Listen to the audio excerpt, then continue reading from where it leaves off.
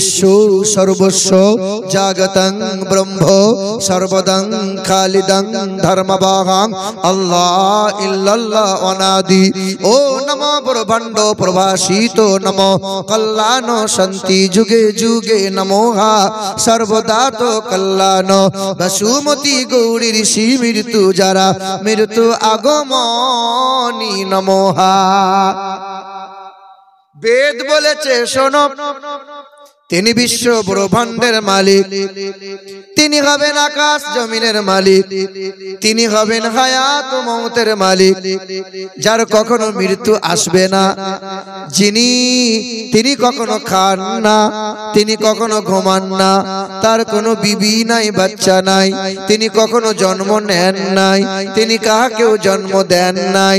আল্লাহর মতো পৃথিবীর জমিনে দ্বিতীয় কেউ হতে পারবে না। সুবহানাল্লাহ। আল্লাহর মতো কি আর আল্লাহ কেউ হতে পারে? যদি হিন্দুদেরকে জিজ্ঞাসা করা হয়, বলো ভাই বিশ্ব ব্রহ্মাণ্ডের মালিক কে? হিন্দুরা বলবে ব্রহ্মা। আরে ব্রহ্মার তো বিবি আছে, তার নাম হলো লক্ষ্মী।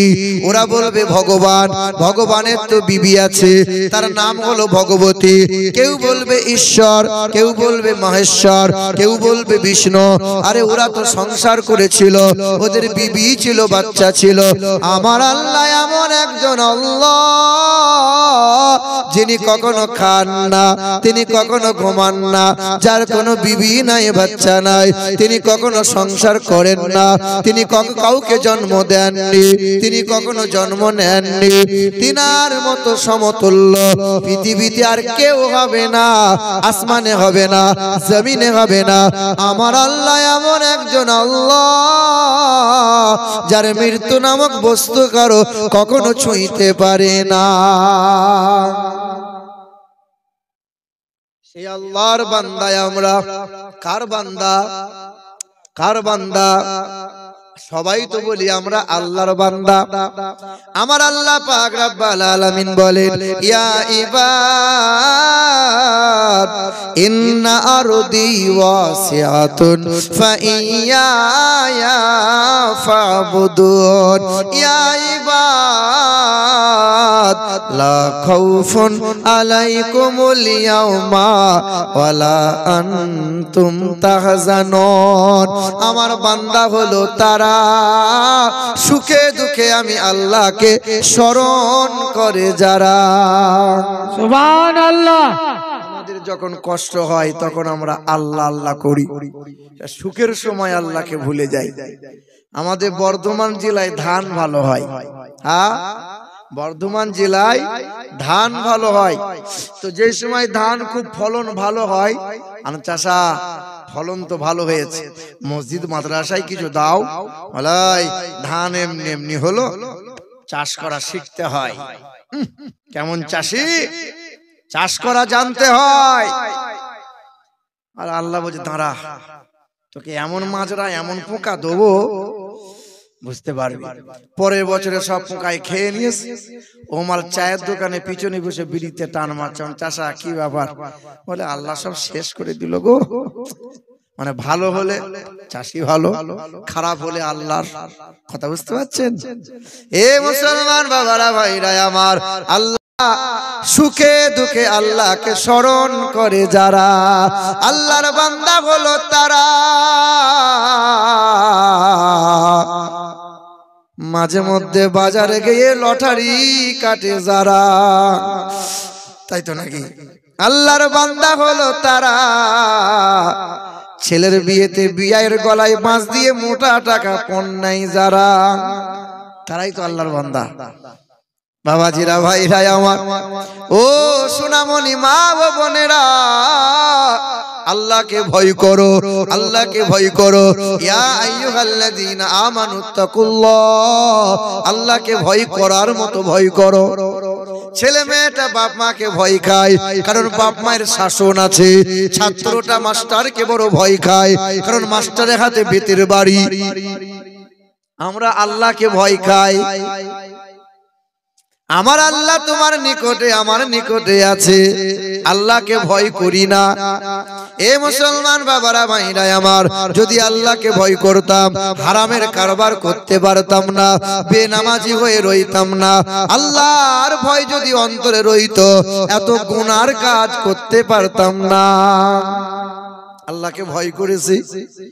আল্লাহ বলে বান্দা তোমাকে আদর করে বানাইলাম, তোমাকে বড় যত্ন করে বানাইলাম, তবে হ্যাঁ পৃথিবীর জমিনে এই মানুষের মতো দুর্বল প্রাণী দুইটা নাই। সবচেয়ে দুর্বল হলো মানুষ। গরু ছাগলের চাইতে মানুষ বড় দুর্বল, মশার চাইতে মানুষ বড় দুর্বল। মানুষ মশাকে বড় ভয় পায়, তাই তো বেটা মশার ভয়ে মশারি টাঙায়, ঠিক না ভুল বলো? আর দুটো মশা যদি মশারির ভেতর ভরে দেয়া হয় রাতের ঘুম হবে না যাবে? বলো তো বা, পৃথিবীতে আল্লাহ মশা পাঠিয়ে ভালো করেছেন না মন্দ? আরে আল্লাহ পৃথিবীতে মশা পাঠাইছেন বলে হাজার হাজার মানুষের পেট চলে, তাই তো মশারি এত বিক্রি হয়, মর্টিন কোম্পানি ধনী হয়, মশা মারা ধূপ এত বিক্রি হয়। ও দয়ার মালিক আল্লাহ, পৃথিবীতে মশা কেন পাঠাইলেন? আল্লাহ বলে মশা পাঠাইছি গাদ্দারের জন্য। গাদ্দার, পৃথিবীতে গাদ্দার হলো তারা আল্লাহর নিয়ামত ভোগ করে অথচ আল্লাহকে বুড়ো আঙুল দেখায় যারা। আরে পৃথিবীতে গাদ্দার হলো তারা নামাজ পড়বে অনেক বেশি, নবী মানবে না যারা। পৃথিবীতে গাদ্দার হলো তারা টুপি পরবে অনেক ভালো, দাড়ি রাখবে অনেক লম্বা, কিন্তু নবীর দরুদ সালাম পড়বে না যারা। পৃথিবীর গাদ্দার হলো তারা। আল্লাহ বলে আসমানের মালিক, আসমানের মালিক আমি আল্লাহ, আসমানের রহমত হলো রাসূলুল্লাহ, জমিনের রব আমি আল্লাহ, জমিনের রহমত হলো রাসূলুল্লাহ, বারজাকের রব হলাম আমি আল্লাহ, বারজাকের রহমত হলো রাসূলুল্লাহ, মাহশারের রব হলাম আমি আল্লাহ, মাহশারের রহমত হলো রাসূলুল্লাহ। সব জায়গার রব আমি আল্লাহ, তবে রহমত হলো রাসূলুল্লাহ। আমার রাহমাতাল লিল আলামিনকে মানে না যারা গাদ্দার হলো তারা। পৃথিবীতে বড় একটা গাদ্দার ছিল, আল্লাহকে বুড়ো আঙুল দেখিয়েছিল আর বলেছিল আল্লাহকে মার্ডার করে দেবো। জানা আছে গাদ্দারের নাম? জানেন আপনারা? ওই গাদ্দার ইব্রাহিম নবীকে বলেছিল, ওই ইব্রাহিম নবী খলিলুল্লাহ তোমার আল্লাহকে বলে দাও, আল্লাহ কিন্তু খুব বাড়াবাড়ি করছে। কত বড় গাদ্দার! ওই গাদ্দার আল্লাহকে খুন করবে বলেছিল। বলো তো বাপ, যাকে খুন করবে সে আল্লাহকে তো খোঁজা লাগবে না আন্দাজি চালাবে? বলো তো আল্লাহ আছে কোথায়? জানা আছে আপনাদের? কেউ বলে মসজিদে আল্লাহ আছে, হিন্দুরা বলে মন্দিরে আল্লাহ আছে, ভগবান আছে। অথচ হিন্দুদের বেদে লেখা আছে চৌরদস্য চোদিতা যোগে শস্য এইথং কৌলগত প্রায় জনিষু পর ধর্মনে ধর্মাত্মনাই সাতেন ভাগবান বতরিষ্যতে অন্তাত্মা প্রবাসন্তি ইয়া অসম্মতি উপস্থিত। অন্ধকারে তাহারাই প্রবেশ করে যারা মহান প্রতিপালকের আকৃতি তৈরি করে, সেই মূর্তির পূজা অর্চনা করে। আল্লাহ আছে কোথায়? আল্লাহ পাক রব্বুল আলামিন জানাই ওয়া নাহানু আকরাবু ইলাইহি মিন হাবলিল ওয়ারিদ। আমি আল্লাহ তোমার নিকটে আছি, ঘাড়ের রগটা যতটা নিকটে তার চাইতেও নিকটে আমি আল্লাহ আছি। বলো সুবহানাল্লাহ। এখানে তো মুরব্বী মানুষ বেশি, ইয়ং যুবকগুলো তো বসে নাই, শুধু সুযোগ নিচ্ছে, রাস্তায় এ মাথা আর ও মাথা করছে শুধু। প্রায় জায়গায় আমি বলি যে মুরব্বীদের আর ওয়াজ শুনতে হবে না। এই যে মোস্তান ঘুমিয়ে গেলে নাকি? বাহ, মুরব্বীরা যে হারে ওয়াজ শুনেছে, এতটুকু এতটুকু করে যদি মেনে নিতে পারতো তা এক একজন আবেদ বুজুর্গ বান্দা হয়ে যেত। আপনি চিন্তা করে দেখেন, মুরব্বী বাপ যারা, আমার বাপও মুরব্বী আপনাদের মতো, 60 বছর 62 বছর বয়স হয়ে গেল। আগে একটা সময় ছিল অর্থের গরম, কোমরের গরম, দেহের গরম, পকেটের গরম, দাদার গরম, দিদির গরম। এখন এই মুরব্বী বাপ হাসলে পরে দাঁত দেখা যায় না, বসলে পরে আর উঠতে পারে না, শুলে পরে আর বসতে পারে না, বেটা ফুল নরম। হ্যাঁ, লালন ফকির একটা গান বলেছিল জানেন, খাঁচার ভিতর অচিন পাখি কেমনে আসে যায়, কেমনে আসে যায়। যদি জানতাম তো ওই পাখির পায়ে শিকল দিয়ে বেঁধে রাখতাম। শোনেন মুরব্বী বাপ যারা, রঙ্গরসের দিন ছিল আমার একদিন, 12 ঘন্টা বেলায় আমার সন্ধ্যা হইল, পাখি উড়ে যাওয়ার বুঝি সময় হলো, পাখি উড়ে যাওয়ার বুঝি সময় হলো। রঙ্গরসের দিন ছিল আমার একদিন, 12 ঘন্টা বেলায় আমার সন্ধ্যা হইল, পাখি উড়ে যাওয়ার বুঝি সময় হলো, পাখি উড়ে যাওয়ার বুঝি সময় হলো। শরীরে চামড়ার ছিল টান, মিষ্টি সুরে গাইতাম গান, গলার আওয়াজ আমার কত দূরে যাইতো, শরীরে চামড়ার ছিল টান, মিষ্টি সুরে গাইতাম গান, গলার আওয়াজ আমার কত দূরে যাইতো, পাইকা গেল মাথার চুল, কথা বলতে পরে ভুল, চোখে দেখি গন্ডগোল, দন্ত নড়িল, পাখি উড়ে যাওয়ার বুঝি সময় হলো, পাখি উড়ে যাওয়ার বুঝি সময় হলো। এত সুন্দর পরিপাটি খাঁচায় আমার ছিল খাঁটি, ধীরে ধীরে খাঁচায় আমার জং ধরিল, ঘন ঘন আসে দম কানেতে শুনি কম, ঘন ঘন আসে দম কানেতে শুনি কম, পিছে পিছে জম আমার ঘুরতে লাগিল,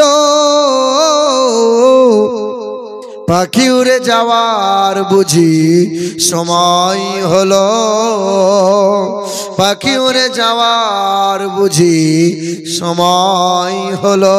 বাবাজিরা ভাইরা আমার, বলছিলাম গাদ্দার আল্লাহকে মারার করবে বলেছিল। বলেন তো বাপ, ওই গাদ্দারের নাম নমরুদ। কি নাম? নমরুদ বলে গাদ্দার বড় একটা তীর ধনুক বানাইলো, আল্লাহকে মারবে আকাশের দিকে। আল্লাহ নাকি আকাশে আছে, পাহাড়ের চূড়ায় দাঁড়িয়েছিল, আকাশের দিকে তীরটা ছুঁড়েছিল, উড়ন্ত পাখির গায়ে তীর লেগেছিল, রক্ত মাখা তীরটা জমিনে ফিরে এলো।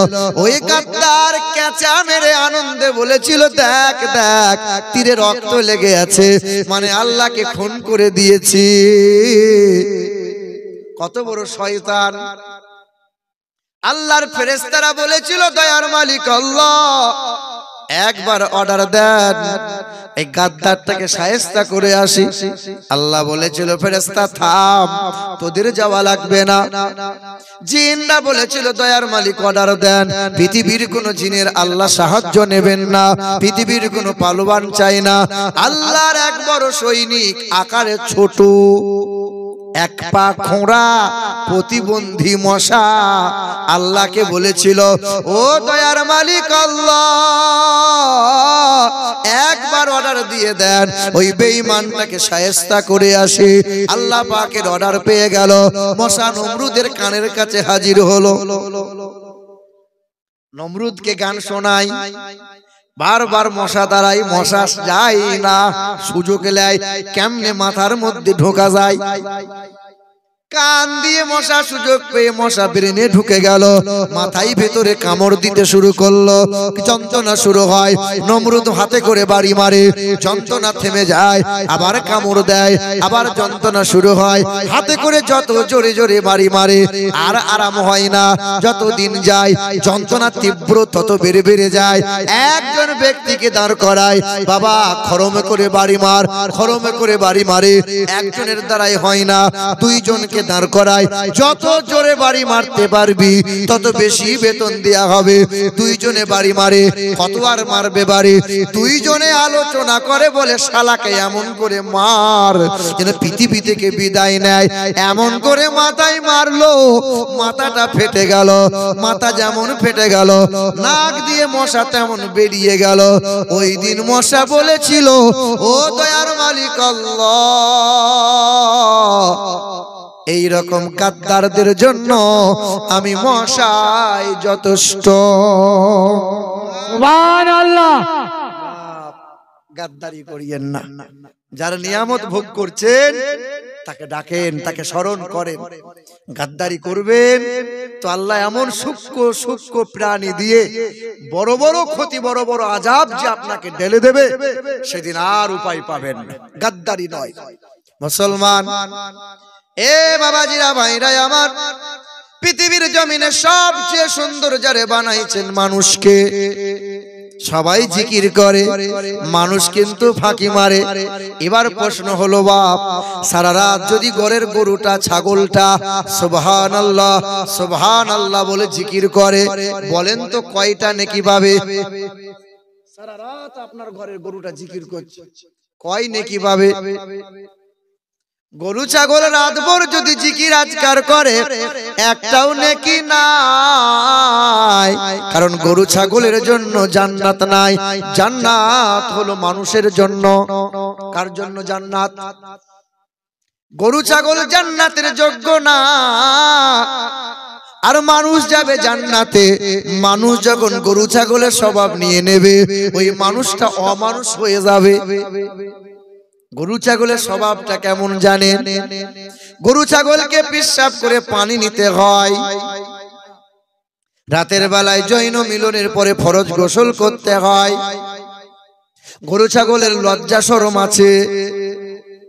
গরু ছাগলের বৈধ অবৈধ বিচার করার ক্ষমতা, ন্যায় অন্যায় বিচার করার ক্ষমতা।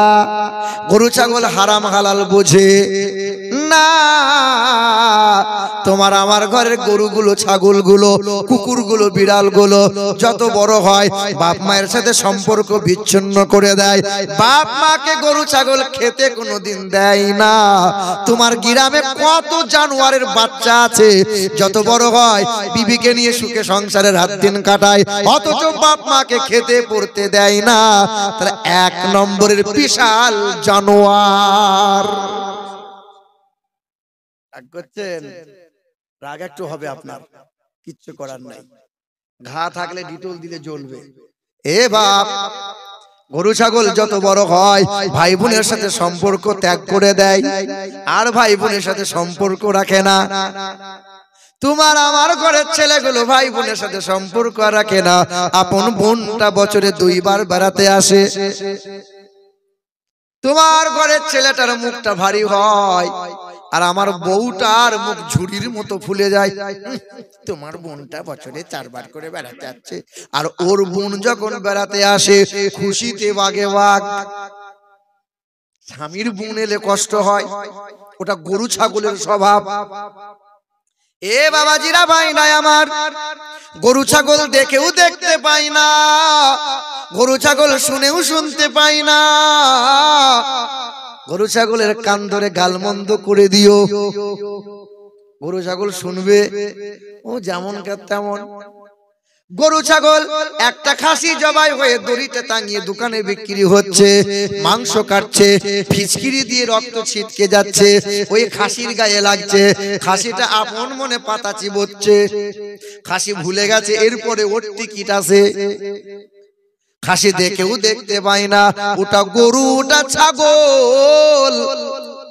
আল্লাহ পাক কোরআনে জানিয়ে দেয় ওয়ালাকাদ জারানা লি জাহান্নামা কাসীরাম মিনাল জিন্নি ওয়াল ইনস লাহুম কুলুবুল লা ইয়াফকাহুনা বিহা ওয়া লাহুম আ'ইনুল লা ইবসিরুনা বিহা ওয়া লাহুম আযানুল লা ইয়াসমাউনা বিহা উলাইকা কাল আনআম।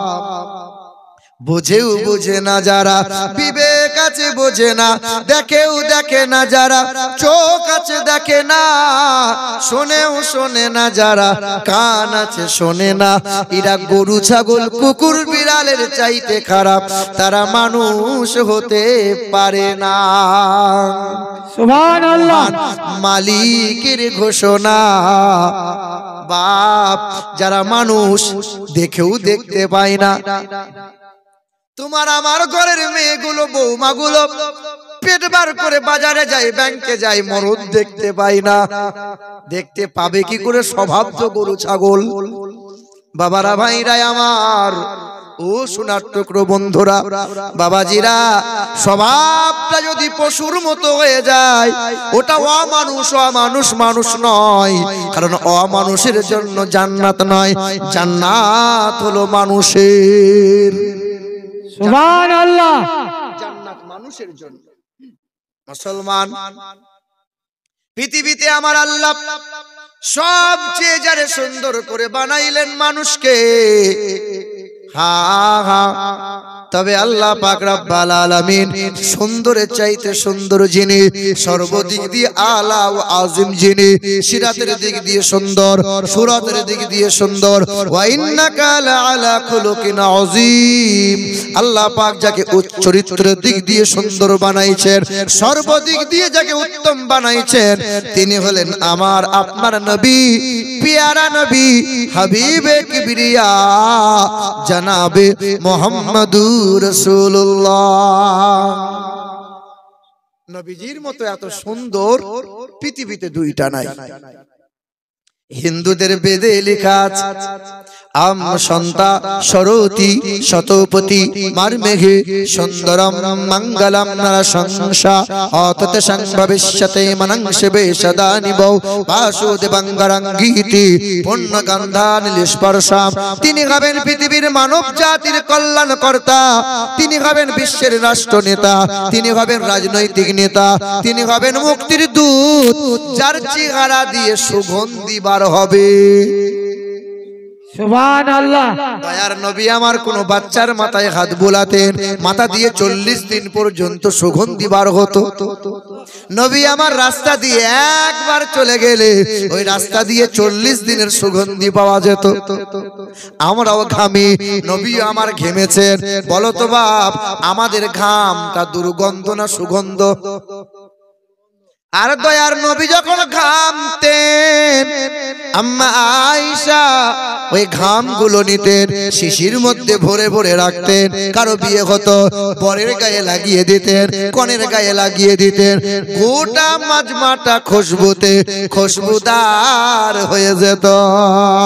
মক্কা মদিনার মানুষেরা বলতো, আম্মা জান আয়েশা, এই সুগন্ধি কোথায় পেলে বলো? মক্কার বাজারে না মদিনার বাজারে? কোন দোকানে পাওয়া যায় বলো? পৃথিবীর কোন দোকানে পাওয়া যাবে না। এই খুশবু যে জান্নাতের খুশবু, দয়ার নবীর পেশানি থেকে পাওয়া যায়। সুবহানাল্লাহ। হিন্দুদের বেদে লেখা আছে, অততে সংভবিষ্যতে মনংশবে সদা নিবৌ বাসুদেবঙ্গরঙ্গীতি পুণ্যগন্ধানিল স্পর্শাম। তার চেহারা দিয়ে সুগন্ধি বার হবে, সুগন্ধির সৌরভে দেশের মানুষের মন পবিত্র হবে। তার বাবার নাম হবে বিষ্ণু যশা, তার মায়ের নাম হবে সুমতি। বিষ্ণু যশার বাংলা করলে হবে আল্লাহর দাস, আরবি করলে হবে আব্দুল্লাহ। তার মায়ের নাম হবে সুমতি, তার বাংলা করলে হবে সুন্দর মন, তার আরবি করলে হবে আমিনা, তার আব্বার নাম হবে আব্দুল্লাহ, তার মায়ের নাম হবে আমিনা, তার দাদার নাম হবে আব্দুল মুত্তালিব, তার দাদির নাম হবে নাতিজা বিনতে খাপ্পাব ব্র্যাকেটে ফাতেমা, তার নানার নাম হবে আব্দুল ওয়াহাব জুহুরি, তার নানির নাম হবে বারিরা, তার দুধ বাবার নাম হবে হারিস, তার দুধ মায়ের নাম হবে হালিমা, তার পিতার নাম হবে আব্দুল্লাহ, তার দুধ ভাইয়ের নাম হবে আব্দুল্লাহ। তিনি হবেন মক্কার মতি, মদিনার জ্যোতি, আম সন্ধ্যা সরতি শতপতি মার মেঘে সুন্দরম মঙ্গলম নরসংসা, তার চেহারা যেন চাঁদি দিয়ে মোড়ানো হবে। সুবহানাল্লাহ।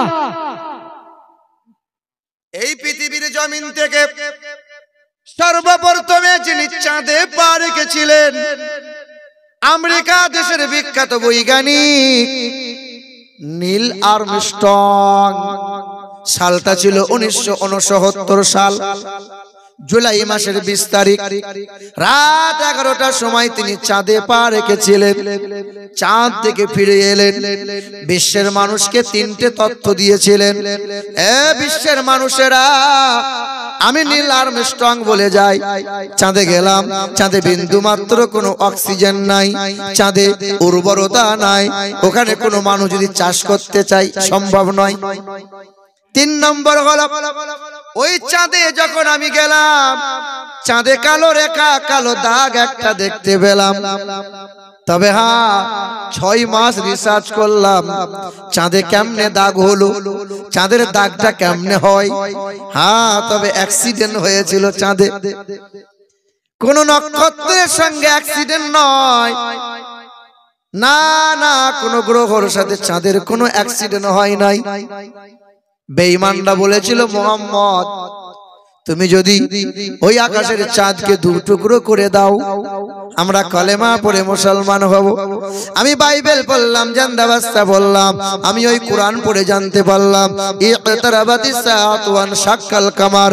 জানো নাকি মক্কা নগরীতে বিশ্বের মহান নেতা নবী মুহাম্মদুর রাসূলুল্লাহ ও আকাশের দিকে শাহাদত আঙ্গুলটা তুলে ইশারা করেছিলেন। নবীর এক আঙ্গুলের ইশারায় চাঁদটা 2 টুকরো হয়ে যায়, আবার নবীর আঙ্গুলের ইশারায় চাঁদটা জোড়া লেগে যায়। আজও চাঁদে দাগ আছে, কিন্তু তার জীবনী পড়ে দেখলাম চরিত্রে তার বিন্দু মাত্র কোনো দাগ নাই। সুবহানাল্লাহ। একটু জোরে হবে না সুবহানাল্লাহ? নারে তাকবীর, আল্লাহু আকবার, নারে তাকবীর, আল্লাহু আকবার, নারে রিসালাত, ইয়া রাসূলুল্লাহ। মুসলমান, কষ্ট হচ্ছে নাকি আপনাদের? আব্বা, কাল সকালে দেখবেন চায়ের দোকানে বসে কিছু মানুষ খুব সুনাম করবে আর কিছু মানুষ খুব বদনাম করবে। মানুষ তো, মানুষের স্বভাব হলো। হ্যাঁ, কিছু মানুষ বলবে যে বর্ধমান থেকে মৌলানা এসেছিল, সে যা বলবে তাকে শুনতে হবে, আমরা কি ঘাসে মুখ দিয়ে চলি নাকি? এ বাবা, মানে কিছু মানুষের স্বভাবই ওই রকম, বদনাম করা। আপনাদের এদিকে গরুর হাট ফাট হয় কোথায়? হ্যাঁ, দাঁড়াল, তাই তো নাকি? এ বাবা, আপনার এই গ্রামের নাম কি? সালাস। এই সালাস গ্রামের কোন এক ভদ্র লোক চিন্তা করলো যে সবাই তো গরু ছাগল পোষে, তা আমি হাটে গিয়ে গরু কিনবো না, গাধা কিনবো। সালাস গ্রামের লোক একটু চালাক, আর ও এক ধাপ উপরে চালাক। এ বাবা, তাই দাঁড়া লেগে একটা গাধা কিনেছে। তো গাধাটা কেনার পরে বাপ বলছে, বেটা গাধার উপরে তুই চাপ। তো বেটা বলছে, না আব্বা, তুমি গাধাই চাপো। তা বলছে, এক কাজ কর, গাধাও হাঁটুক আমরাও হাঁটি। তো হেঁটে হেঁটে হেঁটে হেঁটে আসছে, আর মোড়ের মাথায় কিছু লোক বলছে, এদের মতো বোকা মানুষ পৃথিবী তার কেউ নাই, গাধা আবার হাঁটিয়ে হাঁটিয়ে নিয়ে যাবো কেন, গাধার পিঠে চাপবো। তা ছেলে বলছে, আব্বা তুমি চাপো। তো বাপ চেপেছে, তা বাপ চেপেছে, ছেলে যখন হেঁটে হেঁটে আসছে, কিছু দূর যাওয়ার পরে মোড়ের মাথায় বলছে, শালা বাপ সাংঘাতিক বদ রে, ছোট ছেলেটাকে এখন হাঁটিয়ে হাঁটিয়ে নিয়ে যাচ্ছে, নিজে কেমন আরামে চেপেছে, দেখ দেখনি। তা বাপ বলছে, আমি আর চাপবো না বাপ, তুই চাপ। তা বাপ হাঁটছে আর ছেলেকে চাপিয়েছে, ছেলে চেপেছে, কিছু দূরে হেঁটে হেঁটে যখন আসছে 3 নম্বর মোড়ের মাথায় কিছু লোক বলছে এই ছেলে অমানুষ হয়ে আসছে, ছেলে মানুষ হয়নি। বুড়ো বাপটাকে হাঁটিয়ে হাঁটিয়ে নিয়ে যাচ্ছে আর ছেলেটা ঠিক আরাম করে চেপে আছে, দেখো ছেলে মানুষ হয়নি গো। তা ছেলেটা বলছে আব্বা আমিও চাপবো না। তাহলে এক কাজ কর, বাপও চাপি ছেলেও চাপি। তা বাপ বেটা মিলে দুজনে গাধাই চেপেছে। তা কিছু দূর আস্তে আস্তে কিছু লোক তখন বলছে শালা অমানুষ রে, অবলা গাধা পেয়েছে তো বাপ বেটা দুজনেই চেপেছে। তা বাপ বলছে আমি চাপলেও দোষ, তুই চাপলেও দোষ, আর দুজনে যদি চাপি তাতেও দোষ, আর গাধাটাকে খালি পিঠে হাঁটিয়ে নিয়ে যাবো তাতেও দোষ। এক কাজ কর, গাধাটাকে বাপ বেটা মিলে কাঁধে নে, বুঝলেন? গাধাটাকে কাঁধে নিয়ে আপনার গ্রামে যেই ঢুকেছে, গ্রামের লোকটার মধ্যে তোমাকে ভেবেছিলাম এত চালাক, তোমার মতো বোকা মানুষ তো কেউ নাই। বলে কেন? বলে গাধা কেউ কাঁধে করে নিয়ে আসে, বলে বাপ জানি মানুষ দুর্নাম করবে, গাধাকে যদি খালি পেটে হাঁটাই তবু বদনাম, গাধা যদি ছেলে চাপে তবু বদনাম, বাপ চাপলেও বদনাম, আর বাপ বেটা যদি দুজনাই চাপে তবুও দুর্নাম। তা গাধাকে কাঁধে করে নিয়ে এলাম। বাবা যা করবেন করবেন সামনে করবেন, পিছনে যেন কাউরি নিন্দা করিয়েন না। জি জি মুসলমান বাবাজিরা ভাইরা আমার, ও মা বোনেরা, তাহলে পৃথিবীর জমিনে সবচেয়ে সুন্দর তিনি কে? নবী মোহাম্মদ রাসূলুল্লাহ। মহাত্মা গান্ধী মারা গেছে, ওই মহাত্মা গান্ধী মৃত্যু হওয়ার 16 দিন আগে উনি একটা চিঠি লিখে দিয়ে গেলেন। ওই চিঠিটা আজও ব্রিটিশ মিউজিয়ামে রাখা আছে। ভারতে এই রকম ইতিহাস গোপন করে দেয়া হয়েছে।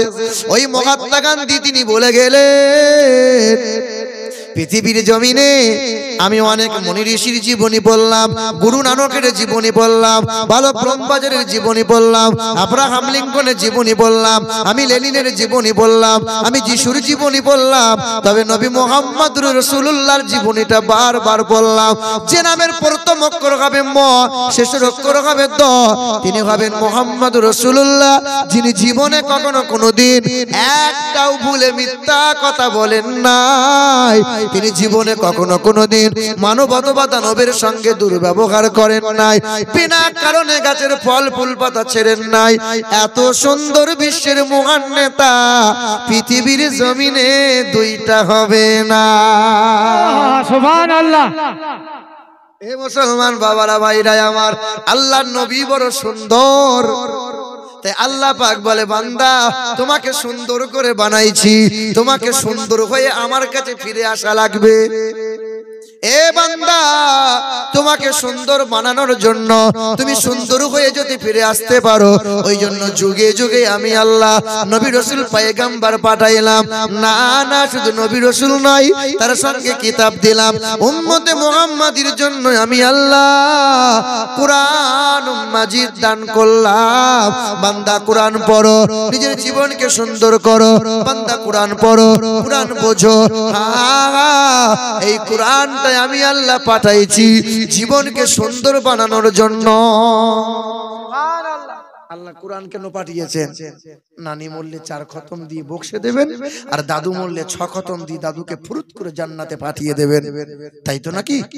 না না না, কোরআন এই জন্য তো আল্লাহ পাঠিয়েছেন রমজান মাসে তাগরায় হাফেজ সাহেব রেখে খতম শুনে নেবেন, এই তো না না। আল্লাহ পাক রব্বুল আলামিন বলেন হুদাল লিন্নাস ওয়া বায়্যানাতিন মিনাল হুদা ওয়াল ফুরকান।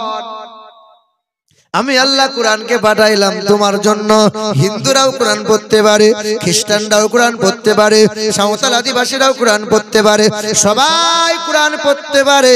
তবে কোরআনকে আমি আল্লাহ পাঠাইছি নাপাক অবস্থায় কোরআন কেউ ছুঁইতে পারবে না। কোরআন তোমার জীবনকে সুন্দর বানানোর জন্য পাঠাইছে। এ বাণী সকলের নয় শুধু মুমিনের, যারাই চলবে মেনে ফল পাবে কোরআনের। এ বাণী সকলের নয় শুধু মুমিনের, যারাই চলবে মেনে ফল পাবে কোরআনের। ঘরে বলো কিবা রাষ্ট্রে বলো, অশান্তি দূর করে শান্তি আনে। সমাধান সমাধান চাও যদি জীবনে মরণে, ফিরে যাও খুঁজে নাও চোখ রাখো কোরআনে।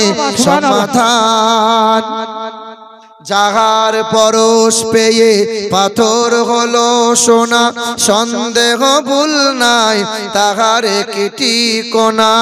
যাহার পরশ পেয়ে পাথর হলো সোনা, সন্দেহ ভুল নাই তাহার একটি কোনা।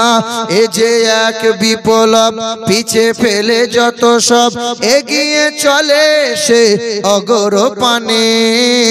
সমাধান সমাধান চাও যদি জীবনে মরণে, ফিরে যাও খুঁজে নাও চোখ রাখো কোরআনে। মুসলমান এ বাবাজিরা ভাইরা আমার সোনার টুকরো বন্ধুরা, আমার সুধী মানুষেরা, এ বাবু তুমি কোথা থেকে এসছো গো? জিদরা, এখান থেকে অনেক দূর না? বলে হুজুর, বলছে আপনার মহব্বতে আমি ছুটে চলে এলাম, আপনার নাম শুনলাম, আমার ঘরে ঘরে গিয়ে বলছে যে আপনার ভালোবাসায় ছুটে চলে এসেছে। আল্লাহ কবুল করুক, আল্লাহ হায়াতে দাঁড়াক।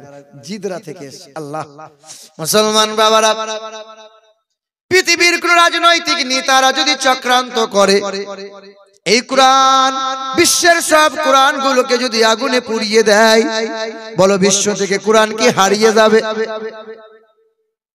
বিশ্বের সব কোরআন গুলোকে যদি নদীতে ভাসিয়ে দেওয়া হয়, বিশ্ব থেকে কোরআন কি হারিয়ে যাবে? বাইবেলের কোনো হাফেজ নাই, গীতা মহাভারতের কোনো হাফেজ নাই, কোরআনের হাফেজ আছে না নাই? যদি আগুন লেগে ধ্বংস হয়, যদি আগুন লেগে ধ্বংস হয় পৃথিবীর সব বইয়ের দোকান, বিশ্ব থেকে হারাবে না পবিত্র কোরআন। সুবহানাল্লাহ।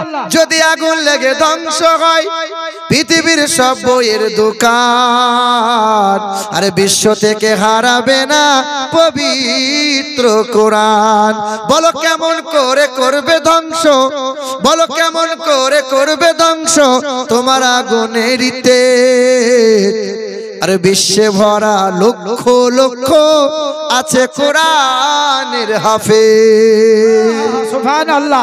আবার ছাপাবে তারা, আবার ছাপাবে তারা আসমানি গ্রন্থ, বাঁচাবে আল কোরআনের সম্মান।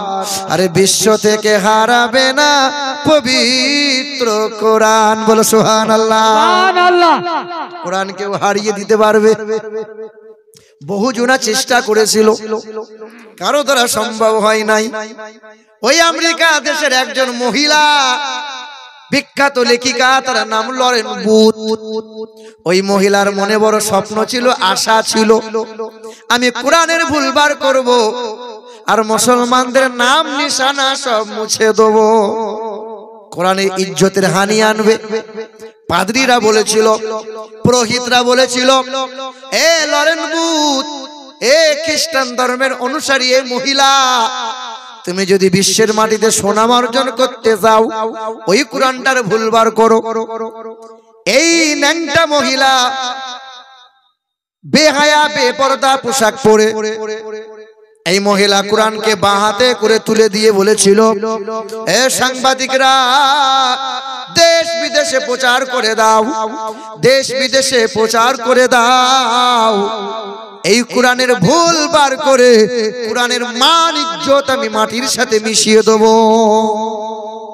কোরআনের ইজ্জত যদি চলে যায়, মুসলমানদের যে কোরআনকে নিয়ে গর্ব করে, মুসলমানদের মাথা সব ছোট হয়ে যাবে।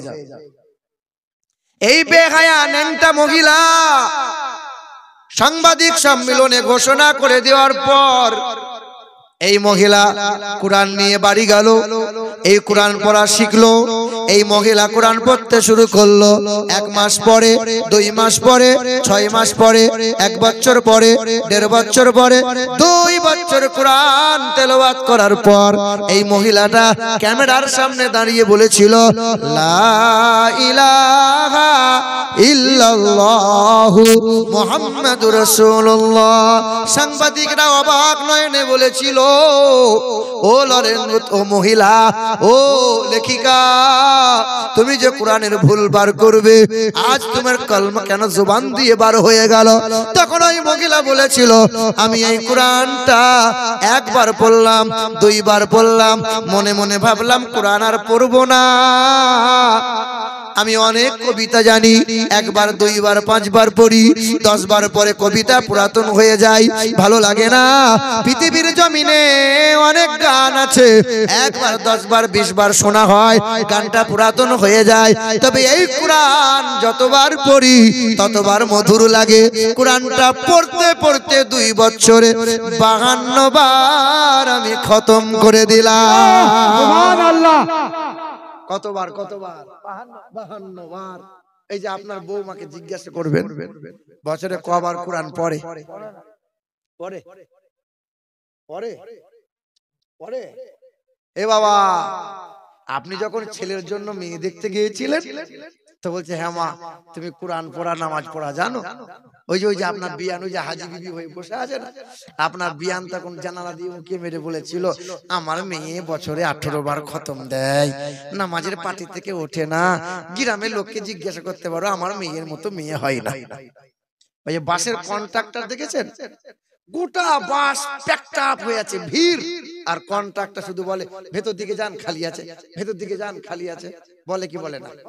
এ বাবা, মেয়ের মা জানে আমার মেয়ে কেমন, তারপরেও মেয়ের মা বলে, গ্রামের লোককে জিজ্ঞেস করুন, আমার মেয়ের মতো মেয়ে হয় না। এ বাবা, এখানকার মা বোনরা তো ভালো, স্বামীর সেবা টিবা করে কি করে না বলেন? করে কি করে না? এবছরে আমি আমার নানির বাড়ি গিয়েছিলাম। আমার নানা নানি অনেকদিন আগে মারা গেছে, খালারা আছে, মামিরা সব আছে, দান সাদ। তো রমজান মাসে গিয়েছি নানির গ্রাম, তো দেখছি এক দল মহিলা দাঁড়িয়ে আছে। খালা কি ব্যাপার?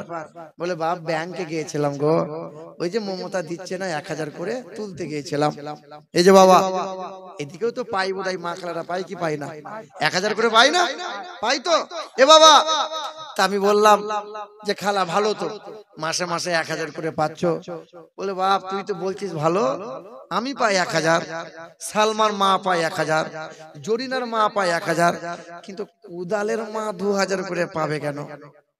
এটা মমতার ভুল হচ্ছে না? আমি বললাম, খালা কুদালের বাপ যে মরে গেছে, ও বেদবা ভাতা 1000 আর লক্ষ্মী ভান্ডার 1000, 2000 পাবে। তখন আমার হাতটা ধরে বলছে, বাপ তুই দেশ বিদেশ করছিস, দিনাজপুর, তপন, গঙ্গারামপুর, বালুরঘাট, এদেশ সেদেশ করে বেড়াচ্ছিস, একটু দোয়া করতে পারছিস না? কি দোয়া? দোয়া করে দিয়ে তো খালুটা যেন চলে যায়। ও বলছে, ও বুড়ো, ও যদি চলে যায় তো আমি 2000 করে পাবো। এ বাবা, এখানকার মা খালারা তো এইরকম কামনা করে।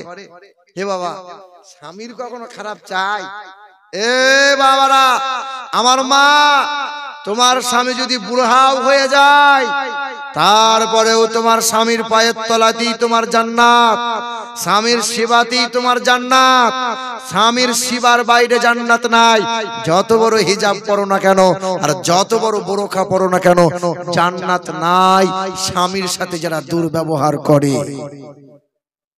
দয়ার নবী আমার বলেন, ওয়াল মারাতু ইদা সাল্লাত খামসাহা ওয়া সামাত সাহরাহা ওয়া হাসানাত ফারজাহা ওয়া আতাআত যাওজাহা ফালতাদখুল মিন আই আবওয়াবিল জান্নাতি শাআত।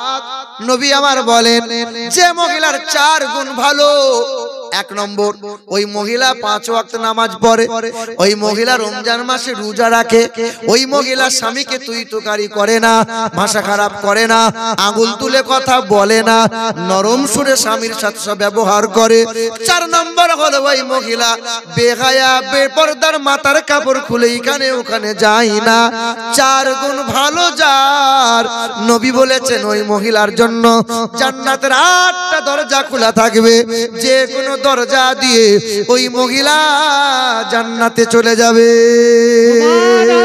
আল্লাহুম্মা সাল্লি আলা সাইয়্যিদিনা মাওলানা মুহাম্মদ ওয়া আলা আলি সাইয়্যিদিনা মাওলানা মুহাম্মদ। বাবাজিরা, ভাইরা আমার, ওই হিন্দু খ্রিস্টান ধর্মের মহিলা বললেন, আমি 2 বছরে কোরআনটা পড়লাম, 2 বছরে এই কোরআনটা 52 বার তেলাওয়াত করলাম। যে মহিলা কোরআন পড়ে কোরআন ভুলবার করতে গিয়ে আজকে কোরআনটা বুকে নেয়, মাথায় কাপড় দেয় আর মাথার কাপড় ফেলে না, 5 ওয়াক্ত নামাজ পড়ে, তাহাজ্জুদের নামাজ আর ফেল করে না, এ মা বলো তুমি কেন পারবা না? খ্রিস্টান ধর্মের মহিলা যদি কোরআন বুকে নিয়ে আল্লাহর ওলি বান্দা হয়ে যেতে পারে, আল্লাহর ওলি বান্দি হয়ে যেতে পারে, মা তুমি কেন পারবে না? শুধু বাহানা, শুধু বাহানা, শুধু ওজোর। এ বাবারা, ভাইরা আমার, ও সোনামণি মা ও বোনেরা, তুমি যদি ভালো হও তোমার সন্তানটা ভালো হবে, মাটি যদি ভালো হয় গাছ ভালো হবে, গাছ যদি ভালো হয় ফুল ফল ভালো হবে, কারখানা ভালো হলে কারখানার প্রোডাক্ট ভালো হবে, মা যদি সিরিয়াল ওয়ালি হয় আর বাপ যদি গাঁজাখোর হয়, ওর ছেলেটা বড় হয়ে বাপের কাছে বিড়ি চেয়ে খাবে, আব্বা একটা বিড়ি দাও, দাও আব্বা। ছেলেটা বড় হয়ে বাপকে শালা বলে ডাকবে। হ্যাঁ গো, বুনিয়াদপুরের একটা গ্রামে জালসায় এসেছিলাম, এক মুরব্বী বাপ বলছে যে দোয়া করেন আমার ছেলে আমাকে গালমন্দ করে শালা বলে, শালা। হ্যাঁ গো, দোয়া তার কাজ হবে। বাপ তুমি ছেলেকে মানুষই তো করো নাই, এড়ে গরু তৈরি করে রেখে দিয়েছো, তো এই ছেলেটা তোমাকে কি করবে? তা এ বাবাজিরা, ভাইরা আমার, মা ও বোনেরা, 3 বছর আগের ঘটনা বলে দিয়ে যাই। ইংল্যান্ডের একটা খ্রিস্টান স্কুলে খ্রিস্টান মাস্টার জিজ্ঞাসা করছে ছেলেদের, বাবু তুমি বড় হয়ে কি হবে? স্যার আমি মাস্টার হব। তুমি বড় হয়ে কি হবে? ডাক্তার হব। তুমি বড় হয়ে কি হবে? আমি পুলিশ হব, আমি প্রফেসর হব, আমি অ্যাডভোকেট হব। সবাই নিজ নিজ ইচ্ছা প্রকাশ করে। তা মুসলমানের একটা 11 বছরের ছেলে হাতটা তুলেছে। মাস্টার জিজ্ঞাসা করছে, বাবু তুমি কি হবে বড় হয়ে? তুমি কি হবে? 11 বছরের ছেলে হাতটা তুলে বলে, স্যার বড় হয়ে মাস্টার হব না, ডাক্তার হব না, বড় হয়ে প্রফেসর হব না, উকিল হব না, আমি বড় হয়ে সাহাবী হতে চাই। সুবহানাল্লাহ। কি হতে চাই? তা খ্রিস্টান বলছে সাহাবী আবার কোন ডিগ্রি? বলে আমার আব্বু জানে। বলে চলো যাই। ছেলেটাকে সঙ্গে নিয়ে মাস্টার আব্বার কাছে গেছে, জিজ্ঞাসা করছে আপনার ছেলে কি এমন শিখিয়েছেন ছেলেকে? ছেলে আজব একটা উত্তর দিল। সব ছেলেকে প্রশ্ন করলাম, সবাই উত্তর দিয়েছে, কেউ মাস্টার হবে, কেউ বলেছে বড় হয়ে ডক্টর হবে, কেউ বলেছে পুলিশ হবে, কিন্তু আপনার ছেলে বলেছে বড় হয়ে ডক্টর মাস্টার হবে না, বড় হয়ে সাহাবী হবে। তখন বাপ কাঁদছে, সুখের কান্না। তখন বাপ কান্না করে আর বলে, সাহাবী আর কেউ হতে পারবে না, সাহাবীদের দরজা বন্ধ হয়ে গেছে। তবে সাহাবী হলো তারা ঈমানি হালতে রাসূলুল্লাহর দিদার করেছে যারা, সাহাবী হলো তারা ওয়াসাবিকুনাল আউয়ালুন মিনাল মুহাজিরিন ওয়াল আনসার। সাহাবী হলো তারা হিজরত নুসরত করেছে যারা, রাদিয়াল্লাহু আনহুম রাদুআন, আল্লাহ যাদের প্রতি রাজি আছে, সন্তুষ্ট আছে, ওয়া'আদ্দা লাহুম জান্নাতিন তাজরি তাহতাহাল আনহার। সাহাবী হলো তারা জান্নাতে সুসংবাদ পেয়েছে যারা, সাহাবী হলো তারা আকাশের উজ্জ্বল নক্ষত্রের ন্যায় যারা, সাহাবী হলো তারা সবচেয়ে বেশি নবীকে মুহাব্বত করেছে যারা। সুবহানাল্লাহ। বাপ কাঁদে আর বলে, এই মোবাইলের জামানায় আমার ঘরে মোবাইল আছে, কিন্তু আমার ছেলেরা কোনোদিন সকাল সন্ধ্যা রাত ভোর মোবাইলে খোঁচা মারে না। আমার ছেলেরা কোনো সময় মোবাইলে হাত দেয় না। আর আমি বাপ হয়ে ছেলেদের সামনে কখনো মোবাইলে খোঁচা মারি না। আমার ছেলেগুলোকে সকাল বেলায় সাহাবীদের জীবনী শোনাই, সন্ধ্যা বেলায় খাবার পরে সাহাবীদের জীবনী আমি শুনি, তারপরে ছেলেদের শুতে দিই। আর আজকে ছেলেরা রাত দিন সকাল সন্ধ্যা মোবাইলে খোঁচা মারছে, বাপও কিছু বলে না, মাও কিছু বলে না। ভোরের বেলায় সবার আগে ছেলের ঘুম ভাঙে তো মা বলে তুই সিরিয়াল দেখ, মানে কার্টুন দেখ, আমার জান জ্বালাস না। জিজ্ঞেস করো করে কি করে না। ছেলে ঘুমাই না বলে মা নিজে হাতে করে কার্টুনটা বার করে ছেলেকে দেয়। মা, তুমি যে ছেলের ভবিষ্যৎ নষ্ট করেছো, এই ছেলেটা বড় হয়ে তুমি যে ছেলের কাছে দুমুঠো খাবার পাবে, এই আশাটা আর করিও না, আর করিও না। আর এখন তো সেলফির যুগ। কদিন আগে একজনের জানাজা পড়লাম, মাটি হবে, লাশ কবরে নামানো হয়েছে, আমি কবরের পারে দাঁড়িয়ে আছি। তা আমাকে ওই মুরব্বীর পুতা এসে বলছে, হুজুর একটা সরে দাঁড়ান তো। উপর হয়ে কবরের পাশে শুয়ে পড়লো, দি দাদুর কাছে সেলফি তুলছে, সেলফি ছবি তুলছে।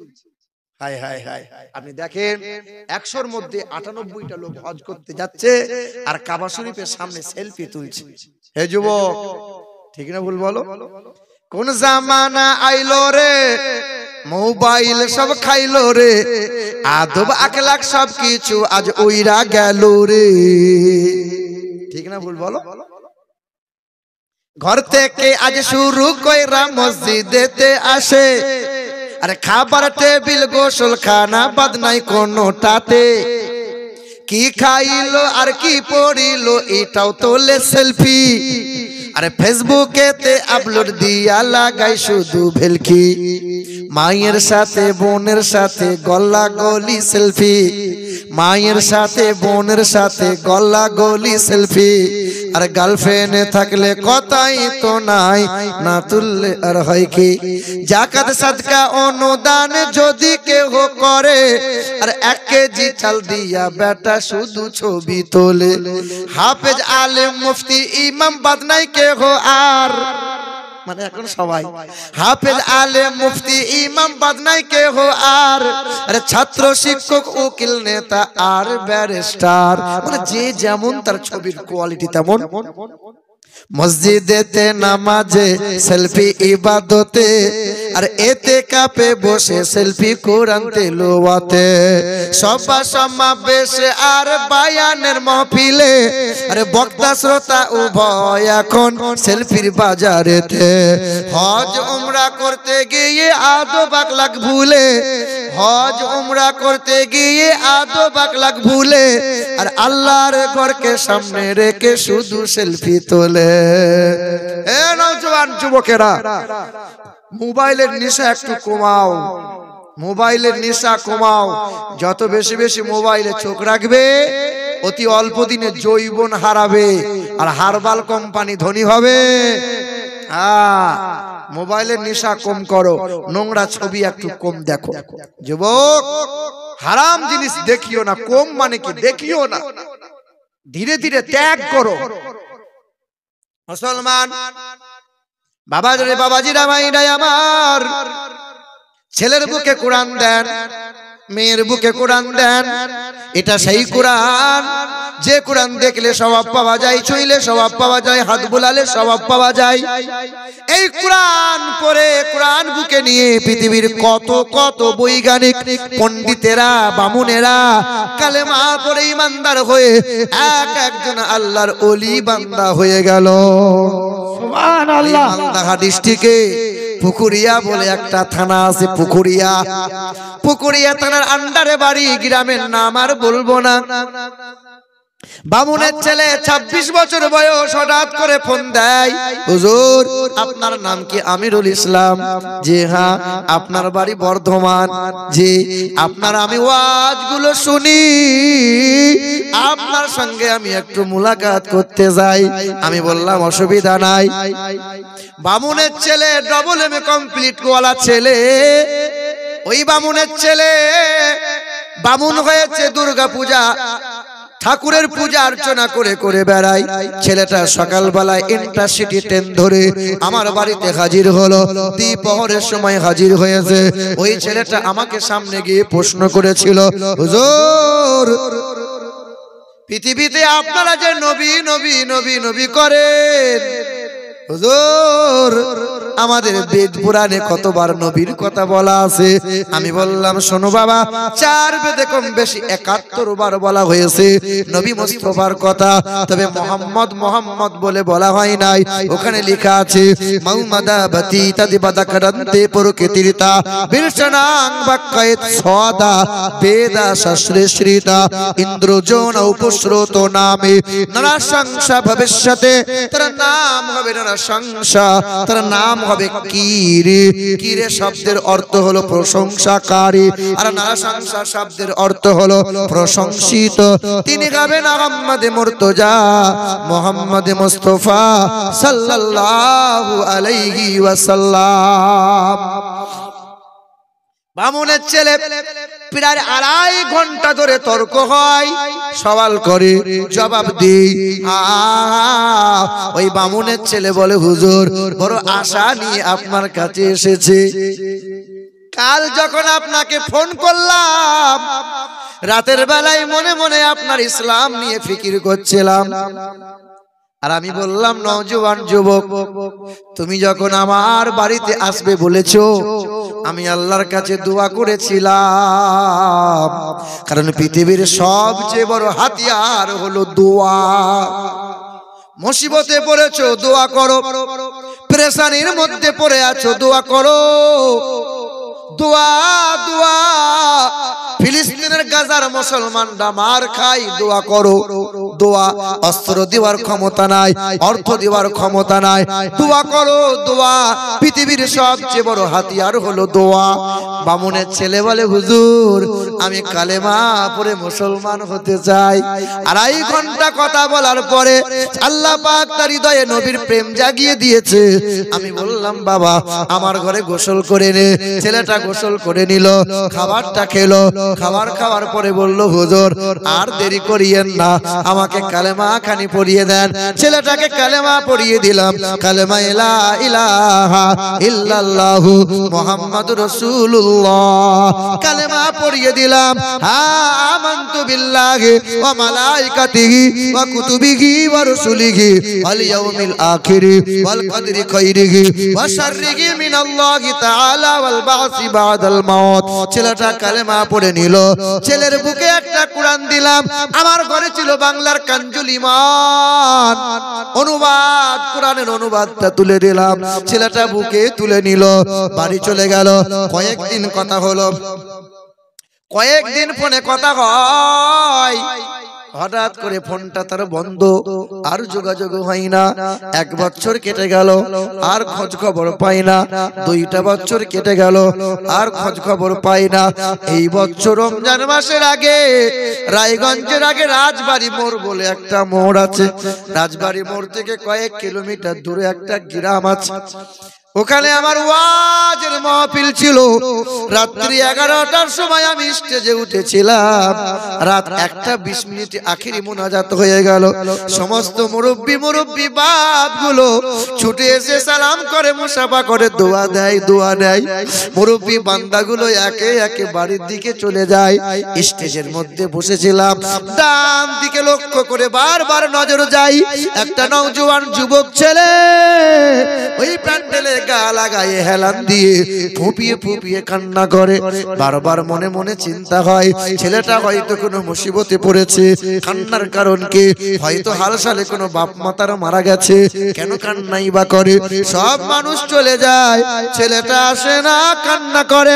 মনে মনে ভাবলাম, হয়তো ছেলেটা পাগল নাকি, কেন কান্না করে? স্টেজ থেকে নেমে গেলাম, কয়েকজন সঙ্গী ছিল, কদমটা বাড়িয়ে দিয়ে গেলাম, যুবকের কাছে গেলাম। আমি বললাম, তুমি কান্না করো কেন ভাই? মাথায় তার টুপি আছে, কালো কুচকুচে গালে দাঁড়িয়ে আছে। ছুটে এসে ওই মানুষটা আমার কোমরটা জড়িয়ে ধরে, মনে হলো যেন অনেক দিনের পরিচিতি, কিন্তু চিনতে পারি নাই। ছেলেটা বলে, হুজুর আমার কোনো পেরেশান নাই, তবে বাবা থাকতে বাবা নাই, মা থাকতে মা নাই, হুজুর আমার জন্য একটু দোয়া করেন। আমি বললাম, বাড়ি কোথায়, কি নাম তোমার, কি হয়েছে বলো। হুজুর আপনি কি আমাকে চিনতে পারছেন না? হুজুর আপনি কি চিনতে পারেন না? আমি বললাম, তোমার বাড়ি কোথায় সেটা তো বলো। বড় চেনা চেনা লাগে, কিন্তু চিনতে পারি না। হুজুর আমার নাম সেই আব্দুল্লাহ, ছিল নাম আমার রমেশ ব্যানার্জি, ঘরের মানুষ ছিলাম, আপনার ঘরে কালেমা পড়েছিলাম, কুরআনটা বুকে তুলে দিয়েছিলেন, নামটা পাল্টে নাম দিয়েছিলেন আব্দুল্লাহ। আপনার বাড়ি থেকে কুরআন বাড়ি নিয়ে এসেছিলাম, কয়েকটা দিন কুরআন পড়েছিলাম, আপনার সাথে ফোনেও কথা হয়েছিল, বন্ধু বান্ধবকে কুরআনের আয়াতের কথা শুনিয়েছিলাম, বাবার কাছে অভিযোগ দায়ের করেছিল। ভোরের বেলায় বাবা দরজা খুলে কুরআনটা হাতে তুলে নিয়ে কুরআনটা পুড়িয়ে দেবে বলেছিল। বাবার সামনে দাঁড়িয়ে বলেছিলাম, বাবা সব দিতে রাজি, তবে কুরআন দিতে পারবো না। বাবা বলেছিল, খোকা যদি বাবা চাস মা চাস তো কুরআনটা পুড়িয়ে দে। সেই দিন বাবার হাত থেকে কুরআনটা ছিনিয়ে নিয়েছিলাম। বাবা আমার হাতটা ধরে ঘর থেকে বার করে দরজা বন্ধ করে দিল। জীবনে বাড়ি আর ঢুকবি না, বাবাকে বাবা বলে আর ডাকবি না, মা বলে কেউ নাই। সেই দিন তেজ্য পুত্র করে দিল। মোবাইলটা ভেঙে দিয়েছিল, অর্থ নাই তাই মোবাইল কেনার মতো ক্ষমতা হয় নাই। হুজুর আপনাকে আর জানাতে পারি নাই। সেই দিন কুরআনটা নিয়ে বাড়ি থেকে বেরিয়ে গেছি, 3 কিলোমিটার দূরে রাস্তার ধারে তিরপল টাঙাইয়ে ঘর বানাইছে, দোকানে দোকানে পানি তুলে তুলে দে, রাত দিন কাটে, দুমুঠো খাবার পায়, তবে প্রতি রাত কুরআন পড়ি, নবীর শানে দরুদ পড়ি। আমার মনে বড় যাতনা, আমার মনে বড় বাসনা, একবার দোয়া করে দেন। 1400 বছর হয়ে গেল, 1400 বছর হয়ে গেল, যাকে চোখে দেখি নাই, যার চেহারা কোনোদিন ছুঁই নাই, হুজুর একটু দোয়া করে দেন। একবার যদি সেই দয়ার নবী মায়ার রাসূলকে যদি দেখতে পাই, আমার জীবনে আর কোনো কষ্ট থাকবে না। মুসলমান বলতে চাইছিলাম, তুমি আমি মুসলমান ঘরে জন্ম নিলাম, এখনো নবীর প্রেমিক হতে পারলাম না। আর অমুসলিম বামুনের ছেলে কুরআন বুকে নিয়েছিল, মাথায় টুপি দিল, সুন্নতি পোশাকটা পরে নিল, আর নবীর জন্য সবকিছু ত্যাগ করে দিল।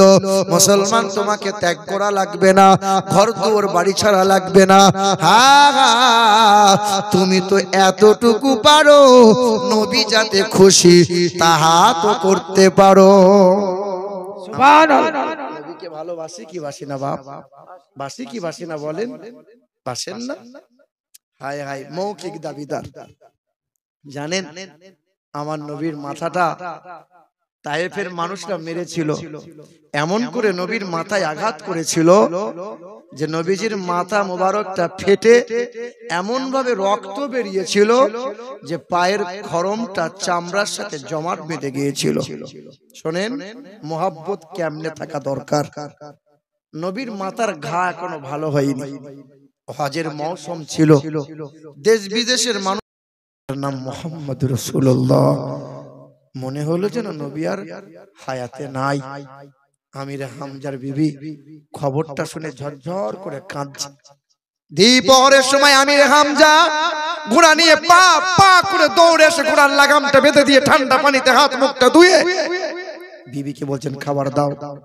বিবি রুটি আর হালুয়া আমির হামজার সামনে নামিয়ে দিয়েছেন। নামিয়ে দিয়ে আমির হামজা রুটিটা মুখের কাছে তুলতে লেগেছেন, আর বিবি আমার কাপড়টা আড়াল করে ফোঁপিয়ে ফোঁপিয়ে কাঁদছে। আমির হামজা জিজ্ঞাসা করছে, বিবি তুমি এতদিন আমার সাথে সংসার করছো, আমি কি তোমাকে কোনোদিন কষ্ট দিয়েছি বলো? তুমি কাঁদছো কেন? কি হয়েছে বলো না।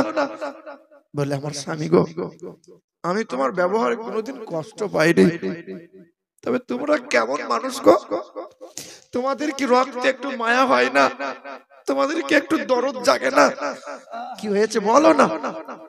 তোমাদেরই তো বংশের এক রক্তের সন্তান, তোমারই তো সন্তান, তোমার ভাতিজা নয়, তোমার ছেলে মোহাম্মদ রাসূলুল্লাহকে এমন করে বেঈমান আবু জেহেল মেরেছে। আমার বাঁদিটা বলছে নাকি আমাদের ছেলেটা নাকি আর হায়াতে নাই। আমির হামজা খাবারটা নামিয়ে দিয়ে বিবির চোখের পানিটা মুছিয়ে দিয়ে ঘোড়ার পিঠে চড়ে গেলেন। ছুটে গিয়ে বেঈমান আবু জেহেলের দারুন নাদুয়া বৈঠকখানায়, যেখানে আবু জেহেল হাসি আনন্দে আত্মহারা হয়েছিল, বেঈমান আবু জেহেলের চুলের মুঠি ধরে দেওয়ালে ঘা মেরে বলেছিল, আবু জেহেল, এরপরে কখনো কোনোদিন যদি আমার মুহাম্মদের উপর এতটুকু আঁচড় পড়ে, হয় সেই দিন সূর্যটা তোমার জন্য উঠবে, না হয় সূর্যটা আমার জন্য উঠবে। আবু জেহেলকে ওয়ার্নিং দিয়ে আমির হামজা আমার নবীকে খুঁজে বেড়াচ্ছেন, নবীকে পাচ্ছেন না। আল্লাহ রাসূল তখন কাবা শরীফের ভিতরে এক সাহাবীর উরুতে মাথা রেখে শুয়েছিলেন।